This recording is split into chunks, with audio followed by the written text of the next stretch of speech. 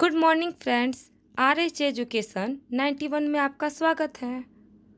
मैं आज आप लोग के लिए करंट अफेयर लेके आई हूँ और आज 1 तारीख है, न्यू मंथ अप्रैल।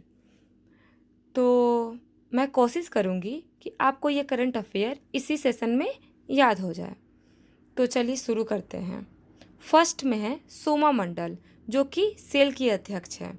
इसे हम याद करेंगे सोम से, सोमवार। सोमवार कोई भी दिन का स्टार्टिंग सप्ताह होता है, तो हम लोग को सोमवार को एक न्यू एनर्जी रहता है कुछ भी शुरू करने के लिए।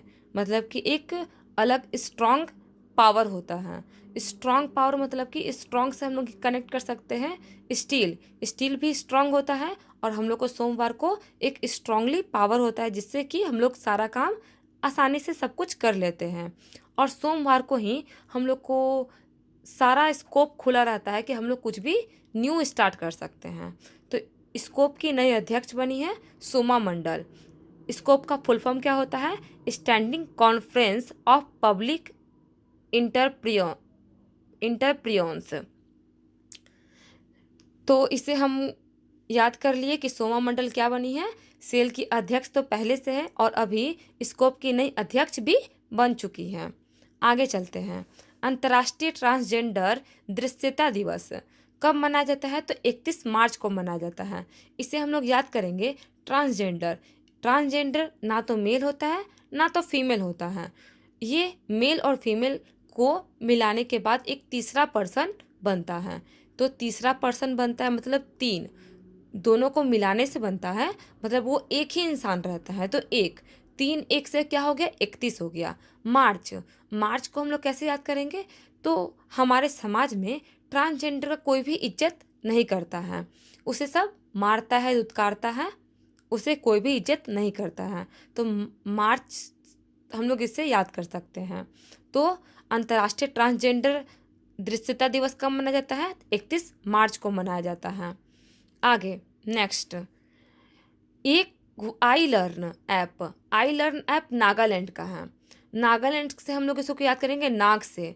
नाग के बारे में हम लोग छोटे से सुनते आ रहे हैं कि नाग क्या करता है, अपनी आई मतलब आँख से किसी का भी तस्वीर ले सकता है। मतलब उसका आँख जो होता है हर चीज़ को रीड कर सकता है। तो हम लोग याद कर सकते हैं कि आई लर्न ऐप किसने शुरुआत किया है? नागालैंड के ने किया है। नागालैंड ने आई लर्न ऐप किसके लिए किया है? तो सामुदायिक स्वास्थ्य कर्मचारी अधिकारियों के लिए ये शुरुआत किया गया है। Next, Anandam the centre of happiness. Anandam the centre of happiness कहाँ खुला है? तो IIM जम्मू में खुला है, जो कि किसके द्वारा उद्घाटन किया गया है? रमेश पोखरियाल के द्वारा किया गया है। तो हमें याद कर सकते हैं इसे कि रमेश पोखरियाल शिक्षा मंत्री है। अगर हमें शिक्षा ग्रहण करनी है, अगर हम शिक्षा ग्रहण करनी है और हमें शिक्षा प्राप्त हो चुकी है, तो हमें क्या होगा? हैप्पी महसूस होगा, आनंद महसूस होगा। तो आनंदम द सेंटर ऑफ हैप्पीनेस किसने शुरुआत किया है? रमेश पोखरियाल ने किया है। और कहाँ किया है? जम्मू में किया। IIM जम्मू में किया है। तो जम्मू, हम लोग जम्मू कश्मीर भी घूमने जाएंगे तो कैसा महसूस होगा? बहुत खुशी महसूस होगा।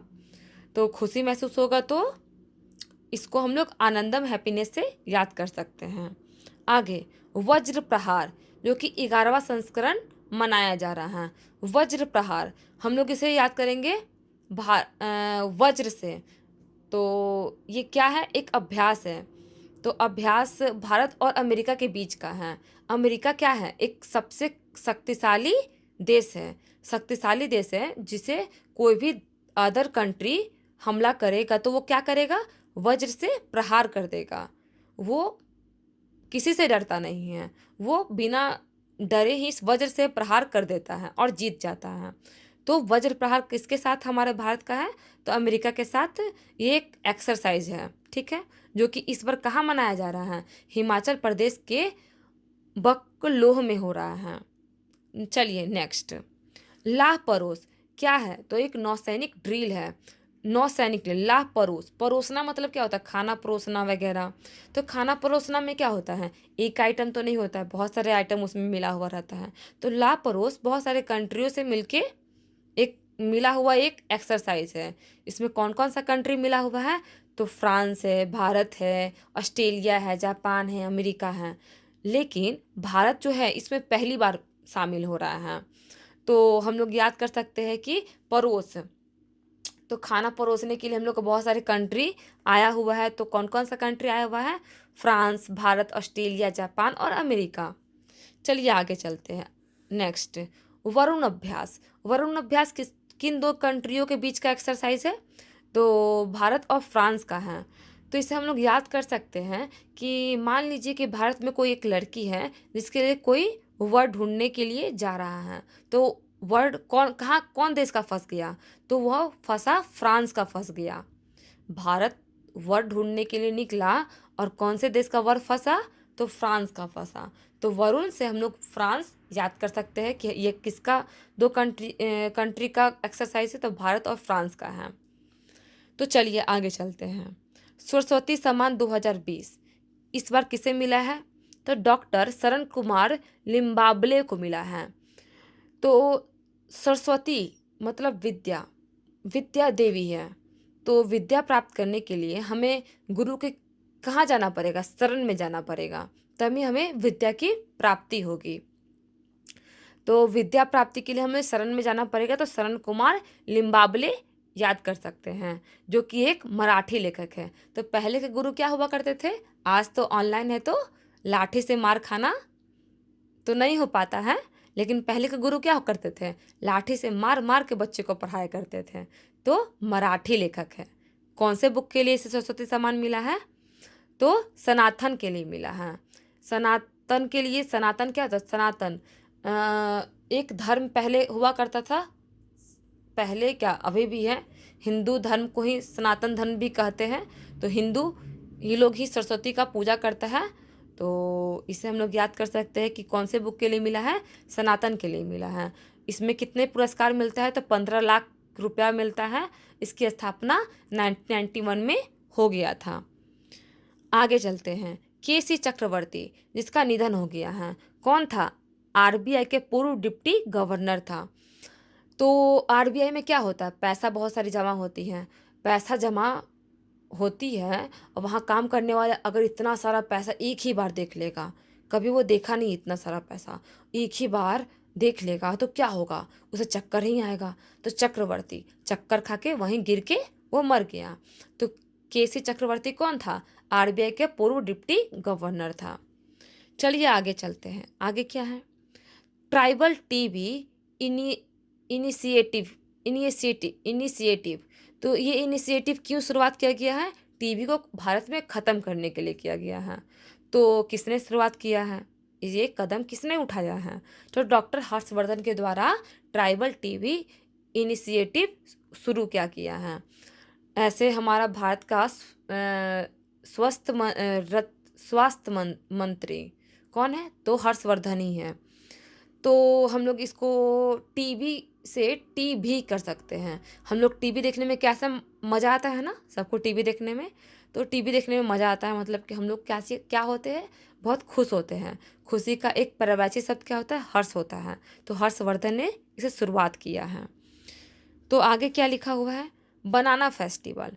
बनाना फेस्टिवल कहाँ मनाया गया? कुशीनगर में मनाया गया। कुशीनगर कहाँ पड़ता है? तो यूपी में पड़ता है। यूपी में कुशीनगर में मनाया गया। कुशी लव कुश था ना, राम का बेटा लव कुश था। बच्चे थे दोनों को दोनों। बच्चा लोग को मनाने के लिए बड़े लोग क्या करते हैं? उसे 2 बनाना दे देते हैं और वो मान जाता है। या तो समझ लीजिए कि कुशी किसी का नाम है, उसके नाना बनाना ला के दिए, वो खुश हो गया। और तो कहाँ मनाया गया? कुशीनगर में क्या मनाया गया? बनाना फेस्टिवल मनाया गया, जो कि यूपी में पड़ता है। आगे और ये लास्ट कौन है? महेंद्र गिरी है, जो कि इस बार इसको एक अवार्ड मिला है, जो कि कौन सा अवार्ड है? इसको इंटरनेशनल रेंजर अवार्ड मिला है, जो कि एक रेंज अधिकारी है। कहाँ का रेंज अधिकारी है? राजाजी टाइगर रिजर्व के रेंज अधिकारी है। इसे रेंजर अवार्ड इस बार का मिला है। तो हम लोग इसे याद कर सकते हैं रेंजर। रेंज मतलब क्या होता है? बहुत दूर दूर तक फैला हुआ। तो अगर कोई चीज़ को हम लोग गिराएंगे तो क्या होगा? बहुत दूर तक जाएगा। दूर तक जाएगा मतलब कि उसका रेंज बहुत दूर तक होगा। तो हम लोग इसको याद कर सकते हैं, महेंद्र गिरी इंटरनेशनल रेंजर अवार्ड इस बार इसको मिला है। तो आज का 1 अप्रैल का करंट अफेयर यहीं ख़त्म होता है। मुझे उम्मीद है कि आपको ये याद हो जाएगा। बस इसे एक बार रिवाइज़ करिएगा, आपको दोबारा आप इसे भूल नहीं पाएँगे। कुछ आप लोग के लिए इम्पॉर्टेंट थिंग और लेके आए हैं, जो कि है G20 समिट। G20 समिट आपका जो भी समिट वगैरह होता है, ये आपका हमेशा एग्ज़ाम में पूछते रहता है, इससे अपडेट होते रहना चाहिए। जो कि हमेशा जब भी मैं वीडियो बनाऊंगी, कुछ ना कुछ समिट, एक्सरसाइज या तो राष्ट्रीय उद्यान वगैरह कुछ भी स्टैटिस्टिक्स फैक्ट लेके आते रहूँगी। आज मैं लेके आई हूँ G20 समिट, जो कि 2020 में सऊदी अरब रियाद में हुआ। हुआ मतलब हो गया, 2020 में ये हो चुका है। इसका कौन सा एडिशन हुआ था? तो 15वां एडिशन हुआ था, ठीक है। 2021 में जो इस बार कहाँ होगा? इटली मनाएगा, जो कि 16वां एडिशन होगा।